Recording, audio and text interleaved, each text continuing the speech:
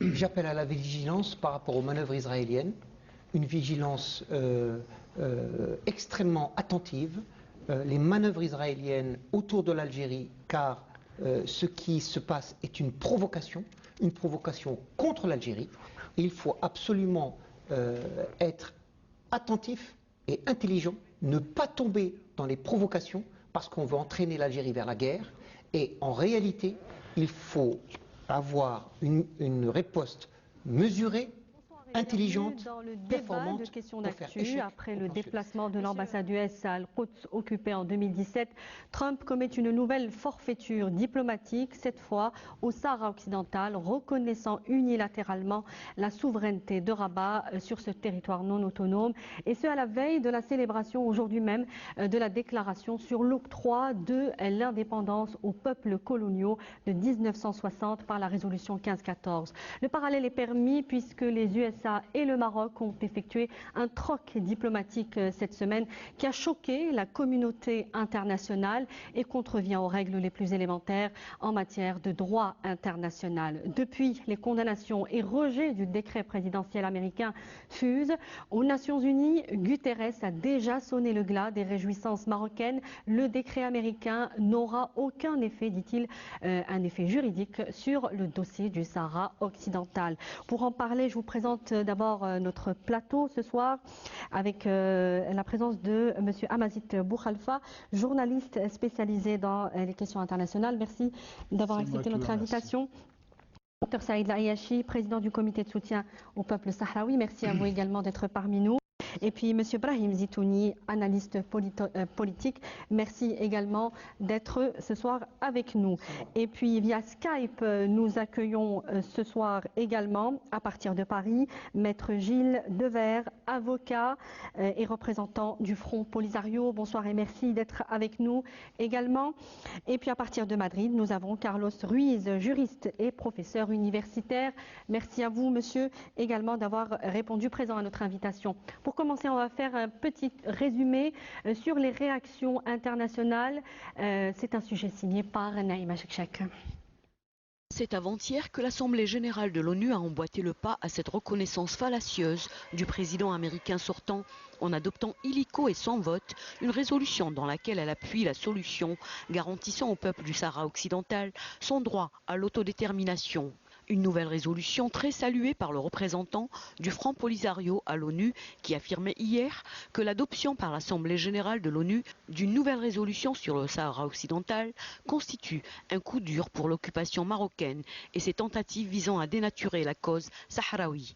À ce propos, le secrétaire général des Nations Unies, Antonio Guterres, a rappelé de son côté hier que le règlement du conflit au Sahara occidental ne dépendait pas de la reconnaissance individuelle des États, mais de la mise en œuvre des résolutions de l'ONU. Une affirmation relayée par nombre de partis dans le monde exigeant le respect du droit inaliénable à l'autodétermination et à l'indépendance du peuple du Sahara occidental, comme le soulignait Pierre Gallon, président du Comité européen de solidarité avec les populations de Seghi al-Hamra et Oued el-Dahab. Dans la foulée, le vice-président du groupe parlementaire Paix pour le peuple sahraoui au Parlement européen a réitéré hier la position de soutien et de solidarité du groupe avec le Front Polisario et le peuple sahraoui dans sa lutte pour arracher le droit inaliénable à l'autodétermination. Ceci alors que le chef de la diplomatie d'Irlande a de son côté réitéré la position de Dublin en faveur de l'autodétermination du peuple sahraoui suite à la décision unilatérale du président américain sortant sur la prétendue souveraineté du Maroc sur le Sahara occidental. Celle-ci, qui n'est qu'une déclaration que la future administration du président élu Joe Biden peut facilement remettre en cause, soutiennent de leur côté des parties américaines. Le groupe de soutien de Genève pour la protection et la promotion des droits de l'homme au Sahara occidental exprime lui aussi son refus catégorique de l'occupation du Sahara occidental, tandis que le Comité international de la Croix-Rouge, le CICR, appelle le haut-commissaire de l'ONU aux droits de l'homme à envoyer d'urgence une mission de surveillance au Sahara occidental occupé et soumettre un rapport à la prochaine session du Conseil des droits de l'homme. Alors, avant de revenir en détail sur ces réactions, je vous le disais, des réactions internationales, des condamnations même, y compris dans le camp des républicains, celui de Donald Trump, le président américain sortant. On va prendre la communication avec Paris. Je vous le disais, nous avons avec nous Maître Gilles Devers, avocat et représentant du Front Polisario. Monsieur Devers, est-ce que vous nous entendez bien ? Je vous entends très bien.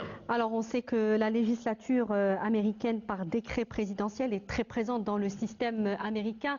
C'est quelque chose d'ailleurs, à titre d'exemple, que le président Eisenhower avait usé et abusé des décrets présidentiels.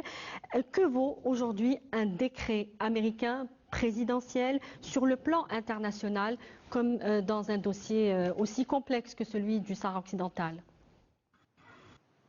Eh bien, écoutez, je vois que mon ami professeur Ruiz qui est un constitutionnaliste, alors il vous répondra aussi, mais franchement, ça a très peu de valeur.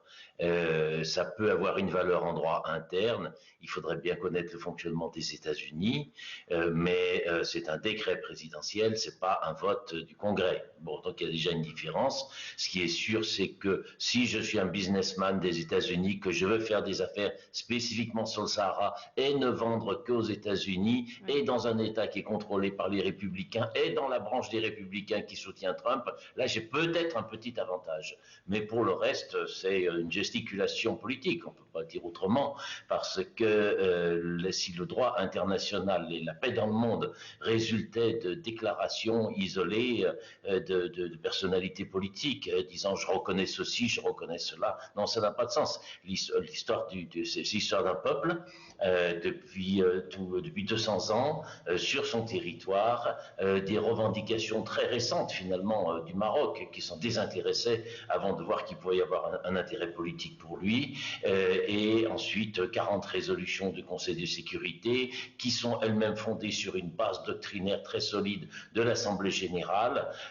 Donc voilà, le droit se fait à partir des faits, par l'analyse objective du droit et pas par des déclarations politiques isolées. Alors, vous l'avez dit, hein, c'est vraiment c'est une affaire de business. Ça pourrait le devenir, en tout cas, avec ce décret présidentiel, avec ce territoire contrôlé par le Maroc à 80%, hein, le Sahara occidental. Dans le communiqué présidentiel américain, il est dit que les États-Unis vont encourager le partenariat économique, c'est dit assez clairement, et le développement social, y compris dans tout le territoire sahraoui. Est-ce qu'il y a moyen, vous qui êtes avocat, Monsieur Devers, est-ce qu'il y a moyen de bloquer aujourd'hui au niveau des instances internationales ce décret, de le dénoncer sur le plan juridique, comme cela a été fait pour les accords de pêche avec l'Union européenne, les accords commerciaux? Alors, il y a deux éléments. Le premier, c'est que les Sahraouis ont des amis de partout. Et ils ont même des amis à New York. Donc, on va évidemment se rapprocher des professionnels du droit de New York, voir ce qui peut être fait strictement sous l'angle du droit des États-Unis. Mais quand vous parlez d'une opération telle que celle-là, on est tout de suite sur des mécanismes assez complexes. Donc il suffirait qu'il y ait pour passer ce marché un petit quelque chose qui vienne d'une banque française, d'un assureur espagnol, un bateau qui a un petit quelque chose d'allemand. Bref, le moindre élément européen nous permettrait d'agir si c'était nécessaire, mais je crois qu'il faudra voir derrière les déclarations ce qu'il en est effectivement des mesures. En tout cas, je répondrai précisément, oui, s'il y a des gros marchés, on surveillera. S'il y a la moindre implication européenne, on pourra agir, mais on attend de voir ce qu'il en est, parce qu'on a quand même le sentiment que c'est un peu une fleur qui est donnée à l'opinion marocaine pour faire passer cette trahison du peuple palestinien, qui est évidemment un élément majeur. Donc ça ne peut absolument pas constituer, selon vous, une preuve, un document important dans le portfolio juridique marocain, dans le dossier du Sahara occidental. Dans les relations bilatérales avec les États-Unis et sous réserve de la force exacte de ce décret présidentiel, chose encore une fois qui relève vraiment d'une connaissance précise du droit des États-Unis, ça ne peut pas avoir beaucoup d'impact. Bon, par ailleurs, ça montre également une grande fragilité, parce que on reconnaît le territoire, on dit je vais ouvrir un consulat, très bien. Mais alors dans ce cas, reconnaissez, faites une déclaration, faites sortir le territoire de la liste des territoires territoire non autonome. Et quelle est la position de la France? Quelle est la position de l'Espagne qui dit c'est nous les grands soutiens et qui eux-mêmes ne reconnaissent pas cela? Donc en fait, il y a dans cette méthode Trump, mais je vois qu'il y a beaucoup d'autres invités qui pourront en parler aussi, il y a dans sa méthode Trump une brutalité, il y a un côté cash, mais je veux quand même dire que quand nous avons fait ces recours en droit européen, qui maintenant sont bien connus, qu'est-ce que nous trouvons? Nous ne trouvons pas les déclarations fracassantes d'un politique qui joue la provocation et qui dit je suis le plus fort, etc. On trouve les méthodes vicieuses, on trouve les méthodes lentes, on trouve les méthodes perfides, on trouve les méthodes intéressées, tout aussi intéressées de l'Espagne et de la France, qui installent sur place leurs services, les services vétérinaires, les services de douane, qui prêtent leur puissance, mais qui disent on ne dit rien. Voilà, donc il y a une espèce d'hypocrisie fondamentale. Mais comme nous avons la liste des organismes agréés par l'Union européenne à la demande de la France et de l'Espagne sur les certificats sanitaires, par exemple pour le poisson. Bon, alors évidemment, c'est moins fort qu'un consulat, c'est moins fort qu'une déclaration disant je reconnais, mais fondamentalement, c'est la même chose. Oui. Le problème, c'est que Trump, avec son consulat à Darla, bon, je ne pense pas que le consul soit débordé de travail, alors que quand c'est la pêche, eh ben, on parle de 400 à 500 millions par an qui sont volés au peuple sahraoui. Donc, tous ces gens-là sont dans le même panier, il n'y a pas de problème. Aujourd'hui, c'est les Américains qui se placent sur ces marchés sahraouis, des marchés juteux. Vous restez avec nous, maître Devers. Je vais faire un premier tour de table et je vais me tourner vers Dr Ayachi qui a l'air bien occupé à prendre des notes. Dr Ayachi, vous êtes souvent passé sur des plateaux de télévision sur la question du Sahara occidental et vous représentez un soutien fort pour le peuple sahraoui. Vous avez toujours dit il n'y a personne qui reconnaît dans le monde. Il n'y a personne qui reconnaît la prétendue souveraineté du Maroc sur le territoire sahraoui. Qu'est-ce qu'aujourd'hui, on a compris que ce décret ne peut pas être dangereux sur le plan juridique, mais est-ce qu'il peut faire boule de neige, par exemple? Est-ce qu'il peut constituer un précédent dangereux? Je suis de ceux qui pensent d'abord que ce décret qui est par nature scélérat, le mandat finissant d'un président des États-Unis, j'allais dire inacceptable sur le plan politique et déontologique de la fonction elle-même. Mais je suis de ceux qui pensent qu'il fait plus de bien que de mal aux Sahraouis. Je m'explique. Le Maroc était à la recherche désespérée d'une reconnaissance de la légitimité de sa présence au Sahara occidental, d'où la mascarade des consulats qui ont été ouverts au Sahara occidental et qui ont fait un flop extraordinaire. C'est-à-dire un flop? Sur quelle base? Écoutez, des consulats de Sao Tomé, Principe, etc., où il n'y a pas, il n'y a aucune retombée, aucun impact qui reconnaît la légitimité du Maroc. C'est le Maroc qui a amené ces consulats et ça ne peut pas lui donner une légitimité internationale. Ce décret qui prétend donner une légitimité à la présence du Maroc occidental, parce que c'est ça l'enjeu, c'est celui-là. Oui. Moi, les États-Unis d'Amérique, je reconnais la souveraineté du Maroc sur le Sahara occidental, ce qui n'a jamais existé depuis le début du conflit. Lorsque l'on considère cette levée de bouclier qu'il y a sur le plan international, aussi bien en Europe qu'en Afrique, qu'aux États-Unis même, oui. À l'intérieur des États-Unis, oui. Parce que tout simplement c'est tout à fait inacceptable que de reconnaître la souveraineté d'un État sur un pays qui est occupé dans la Cour internationale de justice, je le rappelle, et dans la Cour de justice de l'Union européenne et dans l'Union africaine ont reconnu l'illégitimité de la présence du Maroc. Et donc, par conséquent, c'est une occupation. Je vous rappelle que Ban Ki-moon lui-même a dit le Maroc occupe le Sahara occidental. On ne peut pas reconnaître la souveraineté. C'était attiré les foudres de Rabat à l'époque. Bien entendu, bien entendu. Et donc, aujourd'hui, ce décret-là renforce la position des Sahraouis en ce sens que ça donne, j'allais dire, une assise politique en plus de celle juridique du droit international à leurs revendications légitimes. Regardez ce qu'il y a à l'intérieur des États-Unis. Que des poids lourds qui ont dit mais ce décret de Trump est inadmissible. On va y revenir, oui. Oui, regardez ce qui se passe en Europe, y compris. Il y a à peine quelques jours, l'Assemblée générale des Nations Unies, le secrétaire général des Nations Unies, au niveau de nombreux pays qui disent nous respectons le droit international. Et donc tout d'un coup, la position des Sahraouis, qui était inattaquable en fait, mais qui était, j'allais dire, presque sous embargo. Maintenant, aujourd'hui, elle est au grand jour, il y a les feux de la rampe qui sont braqués sur le dossier, et tout le monde dit, il y a un dossier que Trump veut absolument bypasser à la trappe dans une transaction tout à fait criminelle et malhonnête avec 2 autres comparses tout à fait infréquentables. Et par conséquent, aujourd'hui, la position des Sahraouis est très forte sur le plan international. Donc, Monsieur Boukhalifa, on peut dire que ce décret de Trump a mis la lumière sur un dossier qui a été oublié, hein, notamment au niveau des Nations Unies. Effectivement, je rejoins en cela le docteur en disant que à quelque chose malheur est bon, c'est-à-dire que ça a remis les projecteurs sur cette question qui avait été oubliée durant des années, et puis ça ronronnait en attendant un hypothétique référendum qui n'arrivait pas. Il fallait quelqu'un comme le président américain Trump pour mettre le pied dans le plat comme ça, de cette façon, d'une façon aussi cavalière et aussi qui est un affront. Je pense que c'est un affront au droit international, c'est un affront à la pratique diplomatique américaine et mondiale, qui a mis des années et des années depuis la Seconde Guerre mondiale pour élaborer des relations civilisées entre des nations civilisées. Et c'est un pays membre du Conseil de sécurité qui viole une résolution qu'eux-mêmes ont votée. C'est donc une offense pour ses prédécesseurs. C'est une offense pour l'Union africaine. C'est un membre de l'Union africaine dont il s'agit.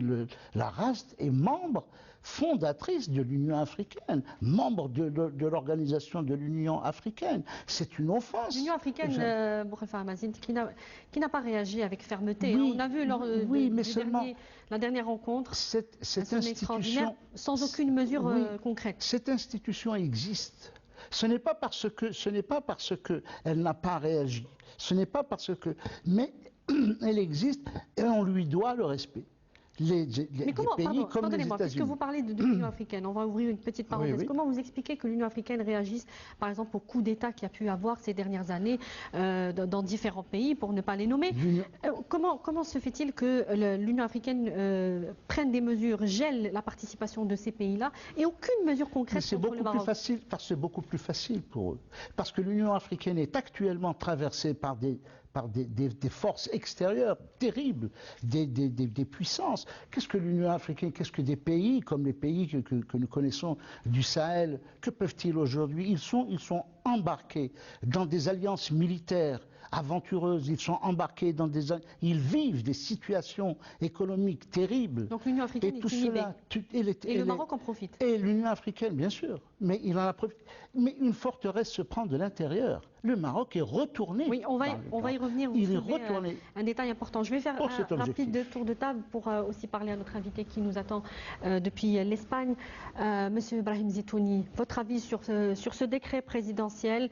On a compris qu'il ne constituait pas une dangerosité sur le plan juridique, mais quand même, il est là et au Maroc, il a été célébré. Hein. On a vu l'ambassadeur US à Rabat présenter de nouvelles cartes du Maroc. Et donc, il y a quelque chose qui est en train de se mettre en place. Hein. Bismillah ar-Rahman ar-Rahim.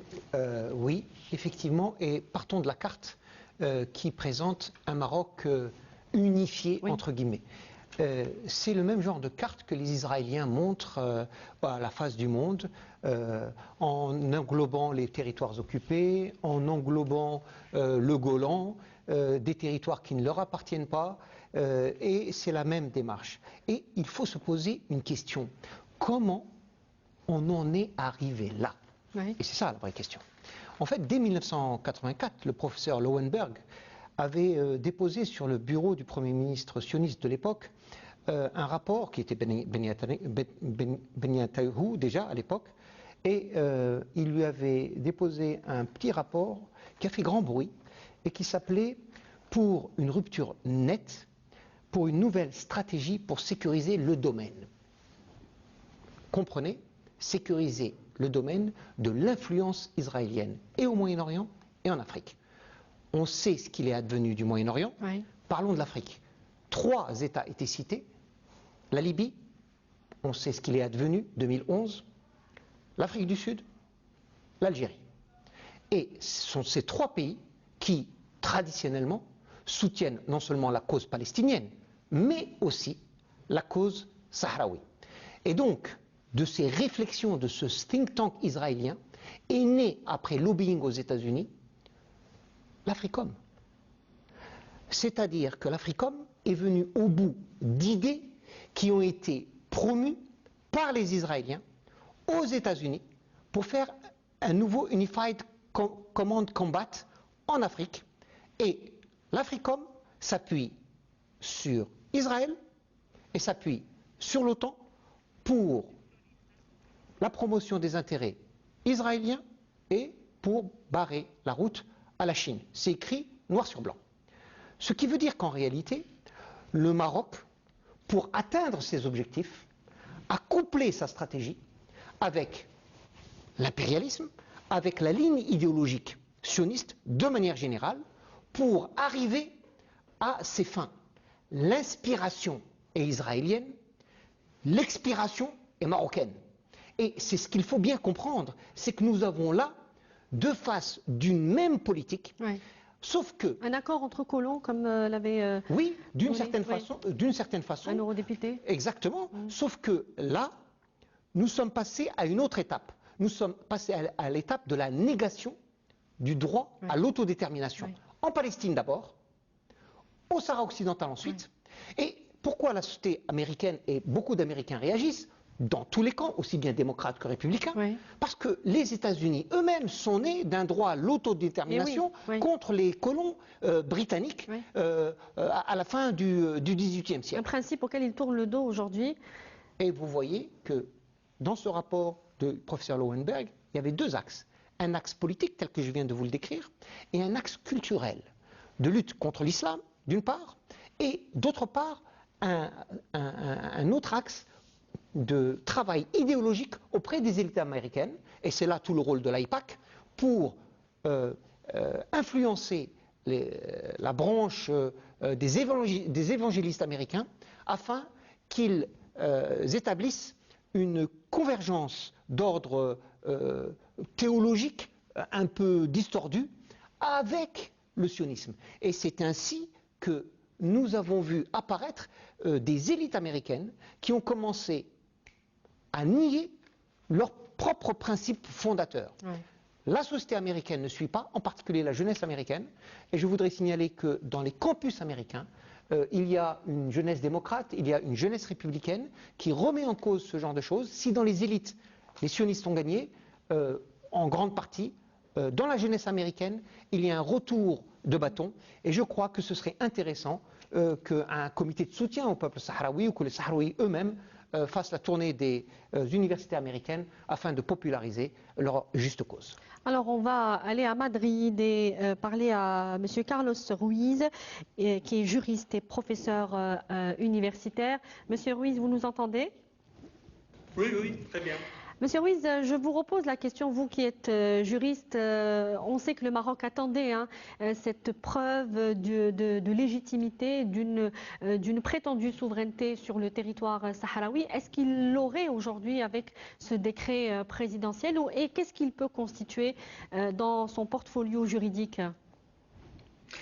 Cette déclaration de Trump, bien sûr, est très important pour le Maroc parce que c'est la première déclaration explicite d'un État en reconnaissant la souveraineté ou une prétendue souveraineté du Maroc sur tout le territoire. Et bien sûr, c'est la déclaration de la première puissance mondiale. Donc, c'est très important. Et bien sûr, ça ne veut pas dire que le droit international a changé maintenant. Mais on peut avoir une dynamique très dangereuse si la déclaration nord-américaine est suivie par des États satellites des États-Unis. Et ça peut être une érosion de la situation. Bien sûr, ça c'est tout à fait illégal du point de vue du droit international, mais il faut contraire avec les procédures légales existantes cette déclaration. Ça, ce ne serait pas la première fois que les États-Unis ont été condamnés, par exemple, par la Cour internationale de justice. On doit penser l'affaire des États-Unis contre la Nicaragua, où la Nicaragua a gagné un procès devant la Cour internationale de justice aux États-Unis pour l'affaire de soutien des États-Unis au contrat qui a attaqué le gouvernement de la Nicaragua. Donc, c'est une déclaration importante, extrêmement dangereuse, parce que c'est un saut qualitatif dans la démarche impérialiste. Un des personnes qui a parlé avant moi a cité à raison les cas des Golan ou Jérusalem occupée. Mais si nous faisons une réflexion, il s'agit d'une partie d'un État ou d'un territoire, une partie de l'État syrien, une partie du territoire palestinien. Mais maintenant, ce que Trump a fait, c'est un cadeau de tout un pays, pas seulement une partie d'un pays, mais il a fait un cadeau de tout un pays. C'est une pratique qui est une bombe atomique contre le droit international et la Charte des Nations Unies. C'est vraiment un coup contre le droit international. Le système établi après 1945, c'est un coup qui, à mon avis, a son équivalent à une bombe atomique contre le droit international. Vous dites, Monsieur Carlos Ruiz, vous parliez de la Cour de justice internationale qui a conclu en octobre 1973 qu'il n'existait aucun lien de souveraineté territoriale entre le Sahara occidental d'une part et le Royaume du Maroc, voire l'ensemble mauritanien à l'époque, ni aucun lien juridique de nature à modifier l'application de la résolution 1514 qui célèbre aujourd'hui son 60e anniversaire. Est-ce que les Sahraouis, et Maître Devers nous le dira tout à l'heure, s'ils comptent se diriger vers la Cour de justice internationale, est-ce que cette Cour peut aujourd'hui modifier ce constat fait en 1973 C'est 75. Mais non, je pense que c'est impossible. Pourquoi? Parce qu'après l'avis consultatif de 75, nous trouvons encore des résolutions, un nombre de résolutions de l'Assemblée générale, du Conseil de sécurité lui-même, qui ont réaffirmé l'autodétermination du peuple du Sahara occidental.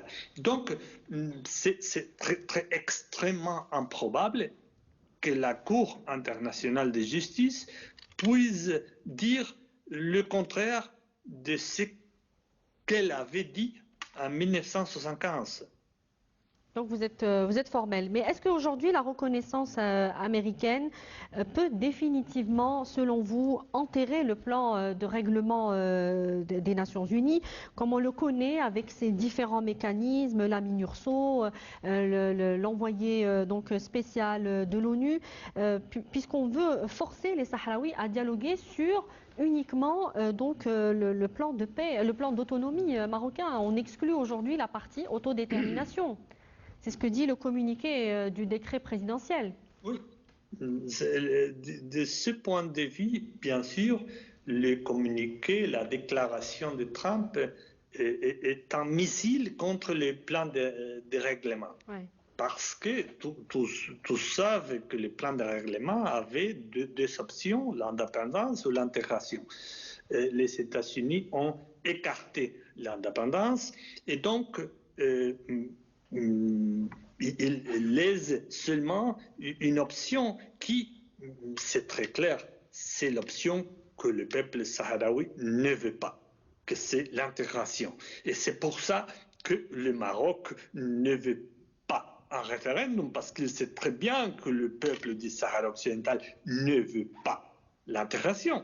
Si le peuple du Sahara occidental serait désireux de s'intégrer au Maroc, il n'y aurait pas aucun problème pour un référendum. Donc, cette déclaration pousse le peuple du Sahara occidental bien à la disparition ou bien à la guerre.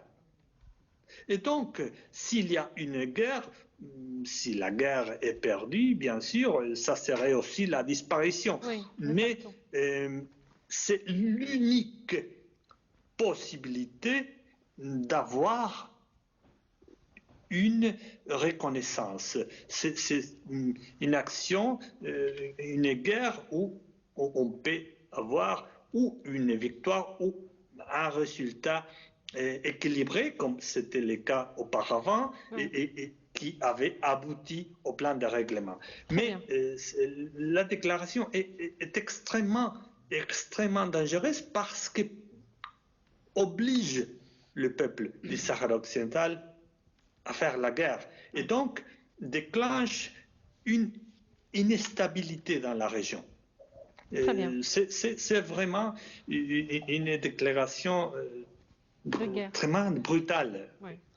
Vous restez avec nous, Monsieur Carlos Ruiz. Je reviens à vous, Docteur Ayachi. Donc, on a écouté Monsieur Docteur Ruiz qui a posé des mots très durs, hein, une dynamique dangereuse, un missile contre le plan de règlement des Nations Unies. La plupart des experts sont pratiquement unanimes sur le fait que le prochain président, enfin le président élu, Joe Biden, a déjà les mains liées avec ce décret présidentiel et ne pourrait pas revenir dessus parce qu'il contient en contrepartie la reconnaissance de l'entité sioniste, on le sait, par le Maroc. Qu'est-ce que vous en pensez? Est-ce que vous pensez que justement ce décret dangereux qui peut engendrer une dynamique dangereuse sur et peut dénaturer carrément le conflit du Sahara occidental? Je suis pas tout dans à la fait durée. d'accord. Je suis pas tout à fait d'accord avec mon ami le professeur Carlos Piquel. Oui. Parce que c'est vrai qu'en soi, nous avons dit que le Maroc était à la recherche d'une reconnaissance, et quelle reconnaissance, du premier pays du monde pour asseoir sa légitimité sur l'occupation et donc, j'allais dire, justifier de son occupation. Est-ce que, pardon, le fait que ce soit les États-Unis, c'est plus important qu'un autre pays? Parce que le Maroc l'a suffisamment martelé. C'est certain, c'est certain, parce qu'il y a ce phénomène d'entraînement qui peut arriver, que tout le monde craint. Oui. Il y a encore des pays satellites des États-Unis. Mais ça, c'est, j'allais dire, jouer à se faire peur. Jouer est entre guillemets. Il y a aussi l'autre revers de la médaille. Il y a des gens qui disent, mais bon, supposons que cela se fasse, quid du droit international? Ça veut dire qu'il n'y a plus rien. Oui. Et je rappelle au passage que ce concept d'autodétermination, c'est d'abord un concept américain par le président Wilson en 1919, qui lui avait insisté à Versailles pour que ce concept soit accepté et j'allais dire, il a été digéré par les autres nations. Et je rappelle encore une fois autre chose, c'est que toutes les résolutions dont parlait le professeur Miguel au niveau du Conseil de sécurité, qui à chaque année reconnaissent le droit aux Sahraouis, le droit à l'autodétermination, le rédacteur était l'ambassadeur des États-Unis. Oui, on dit que les Américains sont les rédacteurs des résolutions. Il y avait le groupe des amis du secrétaire général dans le conflit saharo-occidental, et ce sont les États-Unis qui rédigent. Mais docteur Hachi, est-ce que ce conflit n'a pas trop duré dans le temps et a fait oublier ces principes de base d'autodétermination? On ne va pas justifier un dérapage parce que c'est un conflit de basse intensité, parce que celui est resté longtemps, parce que les Sahraouis sont des gens gentils, parce qu'ils ne protestent pas. Non, il y a le droit et seulement le droit international. Enfin, parce que ce décret, s'il était avalisé... Alors comment expliquer ce décret? Je vais vous dire. Oui. Ce décret, s'il était avalisé, il faut carrément changer le droit international. Il faut que la position des États du monde, et vous avez la Russie, la Chine, l'Afrique, l'ONU elle-même, le secrétaire général, comment va travailler l'ONU maintenant si ce décret venait à être avalisé? Que va-t-il advenir? Il y a au niveau de la commission, de la 4e commission, dite commission de la décolonisation, 17 dossiers de décolonisation. Oui. Dans celui qui ne trouvent pas de solution non plus. Pardon? Qui ne trouvent pas de solution. Non, c'est pas, la solution existe. existe, c'est l'autodétermination en fait.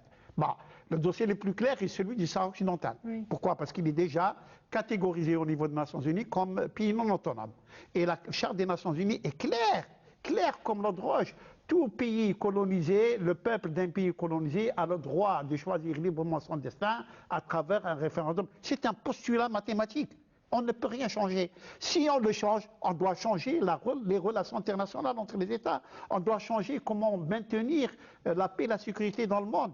Et donc, effectivement, si je prends en considération ce que dit le professeur Carlos Luis, je dirais de l'autre côté, il faut prendre en considération ce que le bouleversement, il a parlé de bombes atomiques à juste escient, mais dans tel cas, il faut prendre en charge aussi ce qui peut advenir des relations internationales et du système des Nations Unies si ce droit venait à être bafoué. Voilà pourquoi Mais est-ce que ce ne sont pas les prémices d'une refonte totale, d'une implosion en fait des Nations Unies, du mécanisme Je ne crois pas que le monde marcherait comme il ça. existe aujourd'hui? Je ne crois pas. D'abord, pour qu'on puisse remplacer quelque chose, il faut qu'on ait quelque chose à disposition. Sinon, vous n'allez pas dire je vais remplacer ça, je l'efface et vous n'avez rien pour faire à la place. Il faut aller, j'allais dire, par étapes vers cette fameuse reconfiguration du système des Nations Unies. Encore que les pays, il faut aller demander ça aux pays permanents, aux membres permanents du Conseil de sécurité, qui sont les grandes puissances de ce monde, qui ne sont pas tout à fait d'accord pour qu'on touche à cet équilibre qui existe. Et donc, de ce côté-là, moi je dis, oui, ce que dit le professeur Carlos est tout à fait sensé, mais il ne faut pas oublier aussi. J'ajouterai quelque chose pour ajouter à ce que disait M. Amazit en ce qui concerne l'Union africaine.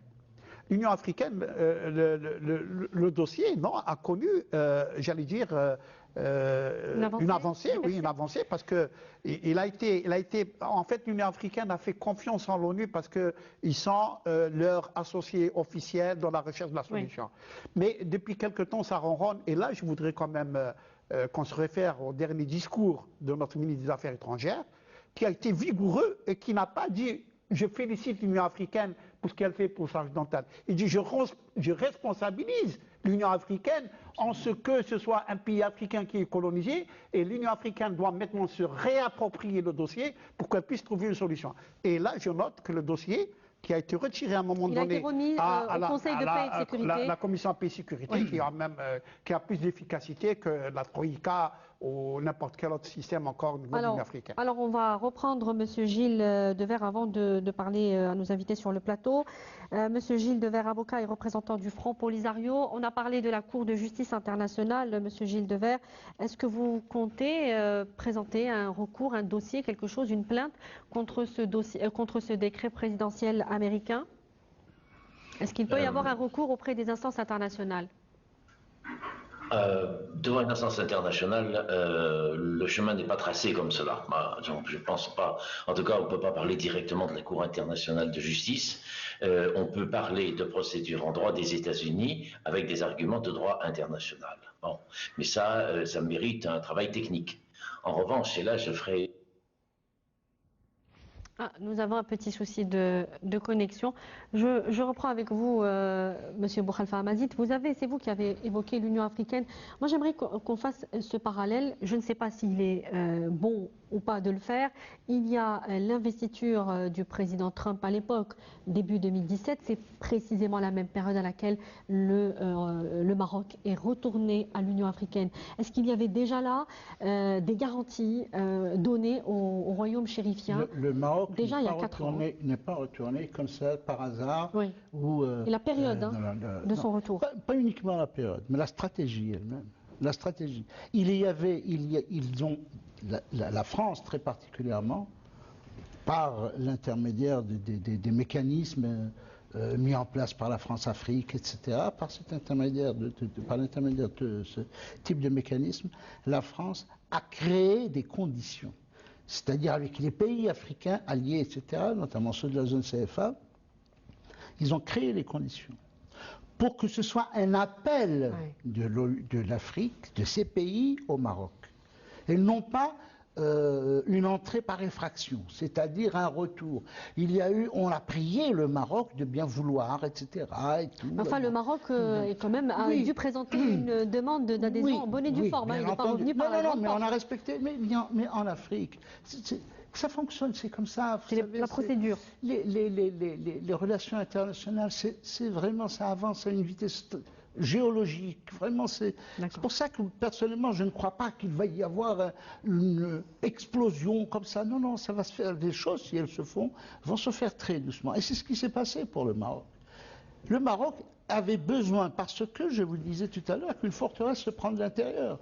Que tant que le Maroc était à l'extérieur, et qu'il chargeait un certain nombre de pays de défendre de façon directe ou indirecte ses intérêts, tant qu'il était à l'extérieur, il n'était pas efficace. Il fallait qu'il retourne. Et il est retourné avec de la bonne volonté, c'est-à-dire siéger aux côtés du pays auquel il conteste l'existence même, c'est-à-dire un paradoxe extraordinaire. Ensuite, le Maroc ne s'est pas retiré comme ça il s'est retiré en insultant pratiquement l'ensemble, les conférences tam-tam, je me souviens, j'étais à Nairobi 2 quand, après le scandale juste avant que le scandale n'éclate, que le Maroc ne se retire. C'était en 84, c'est bien ça? En 83, 82, je crois bien, c'est 82, 81, 82 à peu près. Oui, allez-y. Et le Maroc n'est pas parti comme ça. Et donc en concédant de s'asseoir aux côtés de la République sahraoui, qu'est-ce qu'il a il a endormi la confiance, il a endormi la confiance des pays africains, bien sûr en manœuvrant. Mais le coup de Gargarat, l'éclat, etc., tout ce spectacle, tout ce truc-là, tout cela préparait pour minimiser, c'est-à-dire parce qu'en fait, ce qu'on n'a pas dit, c'est que tout cela est sous-tendu de gros sous. Il va toucher 3 milliards de dollars. On lui a promis 3 milliards de dollars. On lui a promis de l'armement. Oui. On lui a promis des armes sophistiquées. Donc pour vous reposer la question, je suis désolée d'un petit peu avancer dans le débat, pour vous reposer la même question que Dr Ayashi, je vous la poserai aussi à M. Brahim Zitouni. Est-ce que Joe Biden a les mains liées aujourd'hui? Il lui a savonné la planche. C'est vraiment ce qu'on appelle le coup de pied de l'âne, c'est-à-dire la ruade à laquelle il ne s'attendait pas, en dernière minute. En dernière minute. Oui. Vous pensez que c'était calculé ou que c'est quelque chose qui est venu comme ça Je pense qu'il est... Non, je pense que c'est... Connaissant un petit peu le style de Trump. C'est très très Trump, ça. C'est vraiment très... C'est son style, c'est sa façon d'agir. C'est-à-dire qu'il a fait, avec ce coup, il a rendu service à Israël, il a rendu service au Maroc, et malgré ça, le contribuable américain va payer, comme on l'a payé. L'Égypte reçoit jusqu'à aujourd'hui les accords de Camp David, les 2 milliards de dollars promis. Israël touche 4 milliards de dollars pour avoir signé. Par an, par an, bien sûr. 4 milliards de dollars par an pour... Monsieur Brahim Zitouni. Oui, dans la droite ligne de ce que dit mon aîné, je crois qu'il faut aussi bien comprendre qu'il faut regarder ce qui se passe à partir de Tel Aviv. Parce qu'en réalité, tout ce qui se passe est concocté de longue date à partir de l'entité sioniste. C'est le centre du monde, c'est ce que vous voulez dire? Non, je ne dis pas que c'est le centre du monde, je dis tout simplement que c'est une puissance idéologique et d'influence qui est déterminante et qu'on ne le voit pas suffisamment. On est toujours à essayer de comprendre les effets immédiats de notre environnement géostratégique proche, alors qu'en réalité les logiques sont beaucoup plus lointaines et il faut voir où est l'épicentre. L'épicentre, il est en Palestine et d'ailleurs, du point de vue symbolique, le fait de troquer le territoire du Sahara occidental contre un rapprochement ou contre l'officialisation des liens avec Israël montre bien que là, il y a quelque chose de consubstantiel. Encore une fois, l'inspiration israélienne, l'expiration est merzénienne. Le souffle, il est sahraoui et en particulier d'une lutte populaire dans les territoires occupés, à l'intérieur des territoires occupés. Ici, la seule réponse qui m'intéresse, c'est pas celle de Joe Biden. Biden ne fera rien. Biden fera, ça l'arrange d'une certaine façon, et donc qu'il ait réglé la reconnaissance par Rabat. Mais bien entendu, il va laisser rouler, sans aller plus loin, mais sans essayer de faire un retour. Il faudrait vraiment qu'on soit dans une configuration politique aux États-Unis intérieure où Bernie Sanders aurait vraiment un poids exceptionnel pour pouvoir voir les choses changer, je n'y crois absolument pas. Par contre, ce en quoi je crois, ce sont les luttes populaires. Les luttes populaires au Sahara occidental, rappelez-vous le 11 décembre 60 en Algérie, lorsque nous sommes sortis en masse dans les villes, toutes les villes, ce n'est pas un phénomène algérois, hein. C'est parce que là on a des actualités visuelles, on croit que c'est un phénomène algérois. Non, c'était toutes les villes du pays qui étaient concernées, sortir en masse, réclamer l'indépendance, c'est ce qui a inscrit la question algérienne aux Nations Unies. Ce sont des logiques de... Bien entendu, ce sont des logiques, tout à fait, ce sont des logiques de ce type-là qu'il faut maintenant promouvoir. Le peuple sahraoui a raison d'être sorti de cet état de ni guerre ni paix. Oui. Il a parfaitement raison, il défend ses intérêts. Et vous êtes d'accord avec ce qu'a dit professeur Carlos Ruiz, c'est la guerre ou la disparition du peuple sahraoui? Alors la guerre... Est-ce qu'il leur reste comme alternative? Là où je serais d'accord, c'est la guerre multiforme.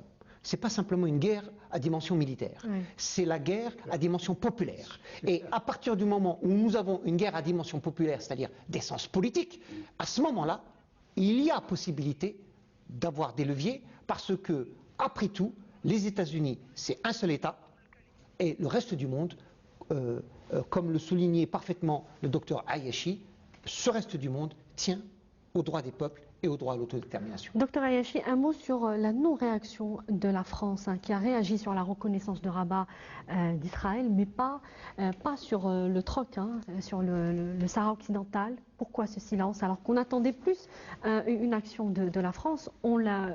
Elle est venue des États-Unis. Je pense qu'il y a une culture européenne dans ce qui est les relations internationales. Ce sont de vieux pays et donc on ne vient pas, on ne fait pas du trumpisme pour le trumpisme. La France a une diplomatie, j'allais dire, bicentenaire au moins, et donc on ne va pas piétiner le droit international de cette façon aussi facile. En tout cas, pas aussi d'autant plus qu'elle a ce qu'elle veut. Elle est en train de tirer les ficelles au niveau du Conseil de sécurité.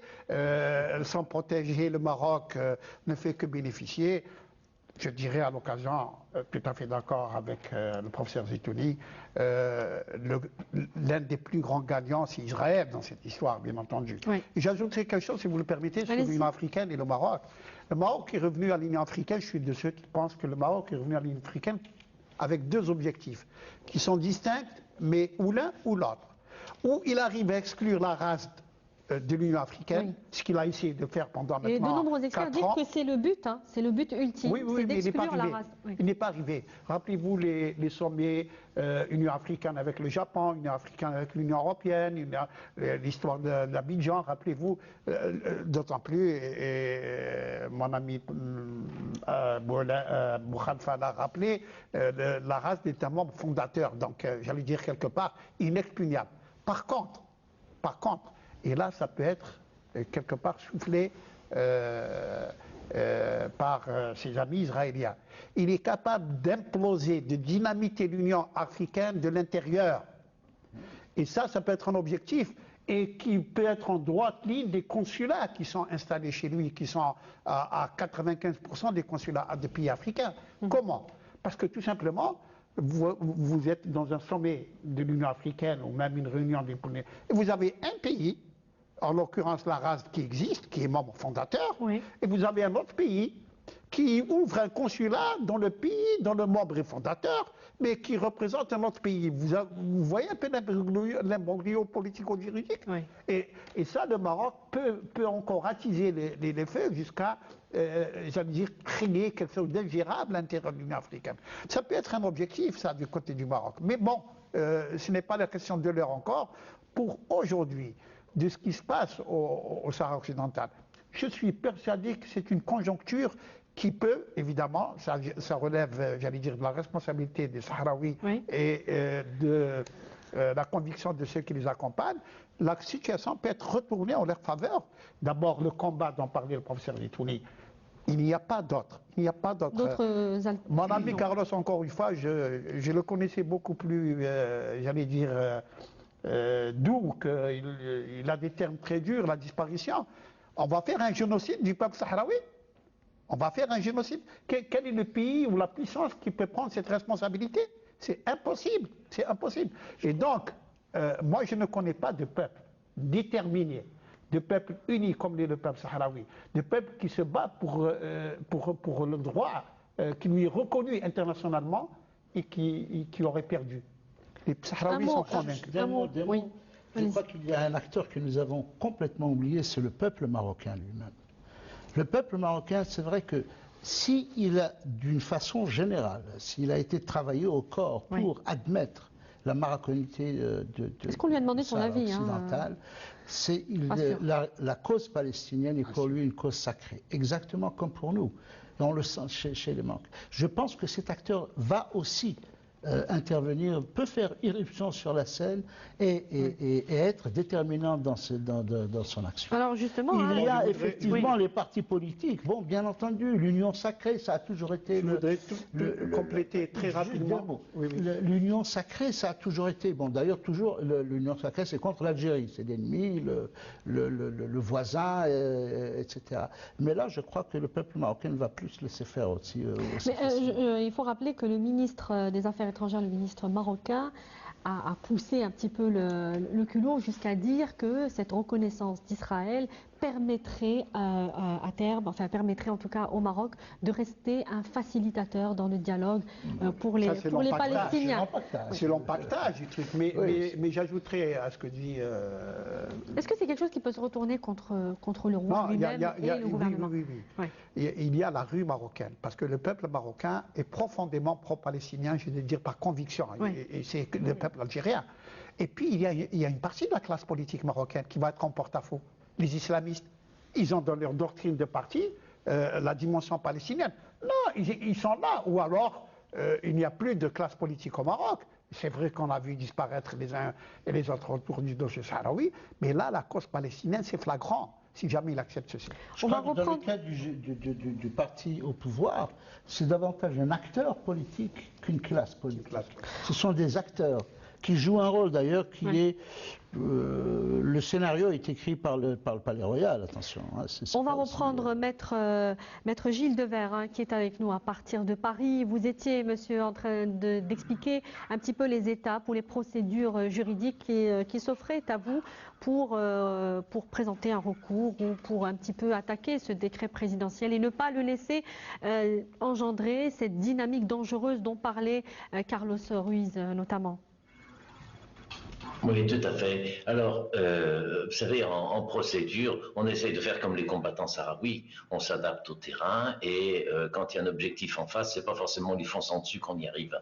Donc, moi, on a deux choses qui sont en cours.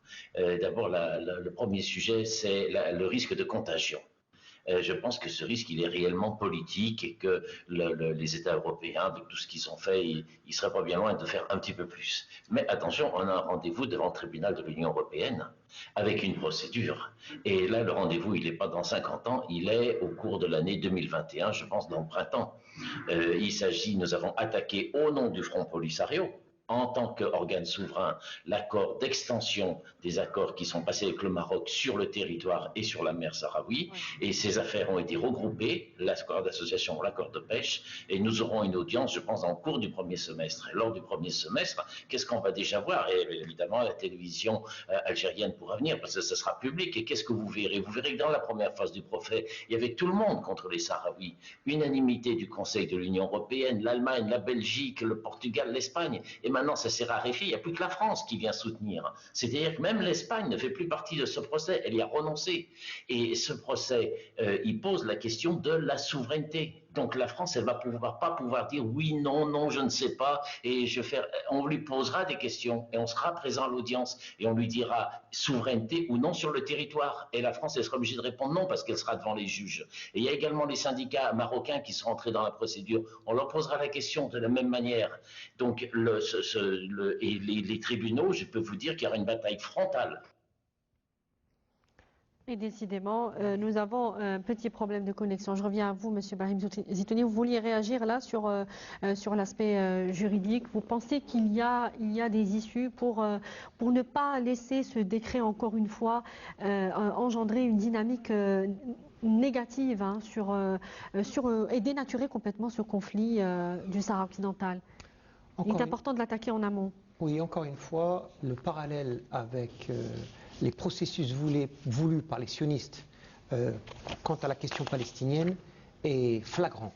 Vous savez, aujourd'hui, c'est à peine si l'entité sioniste veut déclarer 2-3% du territoire palestinien aux Palestiniens. Et vous voyez, je parle de 2-3%. On a parlé de 6% à un moment donné, maintenant ils en sont peut-être à 3%. Et dans quelques années, on sera à 0%. C'est exactement la même stratégie de grignotage qu'au Sahara occidental. L'inspiration est israélienne, l'expiration est mercénienne. Je vous le dis et je vous le répète, ce qui est en train de se passer, c'est la sionisation des relations internationales. Après. Donc au niveau du droit international, c'est quelque chose qui est acté, c'est ce que vous dites? Non, je dis c'est la sionisation, c'est-à-dire que c'est un débat idéologique et c'est un combat politique.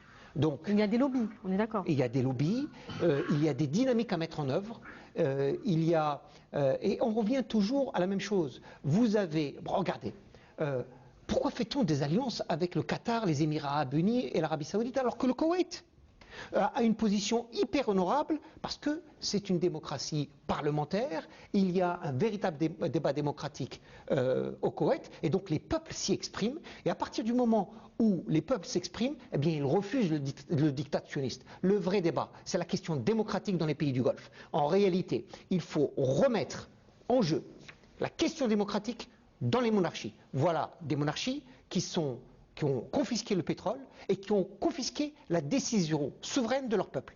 À partir du moment où nous remettons la question démocratique au cœur de nos préoccupations et au cœur des préoccupations des peuples du Moyen-Orient, à ce moment-là, les choses changeront parce que nous aurons des leviers de travail. Et il faut rendre hommage à la révolution islamique qui, en 1979, a ouvert une nouvelle voie de dialogue populaire avec les peuples du monde arabe.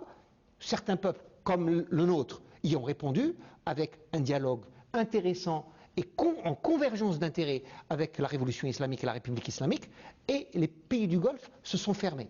Aujourd'hui, il y a de nouvelles tendances, il y a de nouveaux acteurs, le Hezbollah au Liban, le conflit au Yémen, tout cela montre un éveil des consciences populaires dans les pays du Golfe qui sont les seuls à même de changer le rapport de force que veulent nous imposer le sionisme et les forces mondialisées. Et je crois qu'il n'y a pas d'autre voie, mis à part celle-là, car aujourd'hui, ce qui se passe autour de l'Algérie est d'abord une inspiration israélienne. Alors moi, je vais terminer sur une question sur les réactions. On n'a pas eu le temps aussi de développer toutes les questions relatives à ce dossier. Les réactions, docteur Ayachi, notamment, qui sont unanimes, notamment dans le camp républicain, et c'est important de le soulever, et on parle de baroudeurs, de la politique américaine, on ne parle pas des poids lourds. L'ancien conseiller à la sécurité nationale des États-Unis, John Bolton, le sénateur d'Oklahoma actuellement, James Inhofe, qui ont regretté cette décision, et évidemment James Baker, qui a relevé que les États-Unis ont tourné le dos au principe d'autodétermination des peuples. Est-ce qu'il peut y avoir une pression au niveau du camp des républicains? Ce sont des grands noms de la politique, ce sont des grands messieurs de la politique, ce sont des aristocrates de la politique, ce n'est pas des voyous de la politique. Trump, ce qu'il a fait, c'est un acte voyou avec des voyous. Et donc, par conséquent, n'en déplaise, les États-Unis d'Amérique sont un grand pays qui a une tradition, qui ont des lois, qui ont une démocratie, elle vaut ce qu'elle vaut, mais elle existe, qui ont un système politique qui a produit ce qu'il a produit de bien et de mal, et ils ne peuvent pas se déjuger par rapport à un concept qu'il faut le rappeler encore une fois, c'est un concept quasiment américain. Et ils se sont autodéterminés par rapport à la colonisation britannique. Et par conséquent, aujourd'hui, ce n'est pas d'un trait de plume que M. Trump vient compliquer, il va complexifier les relations internationales. Il va mettre le monde sens dessus-dessous avec cette histoire de décret. Nul pays responsable, aucun dirigeant de ce monde n'accepterait d'aller et de faire ce saut dans l'inconnu et de s'engager dans cette aventure. Impossible. Et puis en face, il y aura, ne le sous-estimez pas, je suis d'accord avec le professeur Zitouni, il y aura la réponse sahraoui sur le terrain. Oui. Un peuple qui se bat pour sa dignité, sa liberté, il n'y a pas de décret dans ça. Il n'y a qu'un seul décret, c'est oui. La victoire ou la mort. Monsieur Boukhalifa Amazit, est-ce qu'il peut y avoir une pression de la part des républicains, notamment, je pense que la solution ne viendra pas. Je pense que la solution ne viendra pas des États-Unis et ne viendra pas de l'opposition américaine, parce que d'une façon générale, vous savez, en dehors de l'Obamacare, rien n'est jamais remis en cause. Ouais. C'est pas, et puis, vous savez, c'est tellement loin, tellement avec tous les problèmes qu'ils ont aujourd'hui.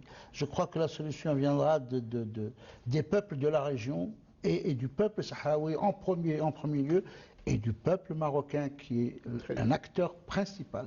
C'est l'acteur principal, parce qu'il n'a pas encore dit son mot. Ouais. Monsieur Brahim Zitouni, pour terminer. J'appelle à la vigilance par rapport aux manœuvres israéliennes, une vigilance extrêmement attentive. Les manœuvres israéliennes autour de l'Algérie, car ce qui se passe est une provocation contre l'Algérie. Il faut absolument être attentif et intelligent, ne pas tomber dans les provocations parce qu'on veut entraîner l'Algérie vers la guerre. Et en réalité, il faut avoir une riposte mesurée, intelligente, performante pour faire échec au plan sioniste. Monsieur Brahim Zitouni, je rappelle que vous êtes analyste politique. Merci d'avoir été parmi nous. Merci également à monsieur Amazit Boukhalifa, journaliste spécialisé dans les questions internationales. Et merci à vous, docteur Ayachi, président du comité de soutien au peuple sahraoui. Nous n'avons pas eu le temps de parler plus longuement avec nos invités par Skype, mais tout de même, ils ont fait des interventions très fortes, notamment monsieur Carlos Ruiz, juriste et professeur universitaire, que nous remercions également depuis Paris, maître Gilles Devers. Merci, vous êtes avocat et représentant du Front Polisario. J'espère que nous avons pu vous donner donc un maximum d'informations sur cette question sahraoui qui évolue au jour le jour. Merci à vous de nous avoir suivis.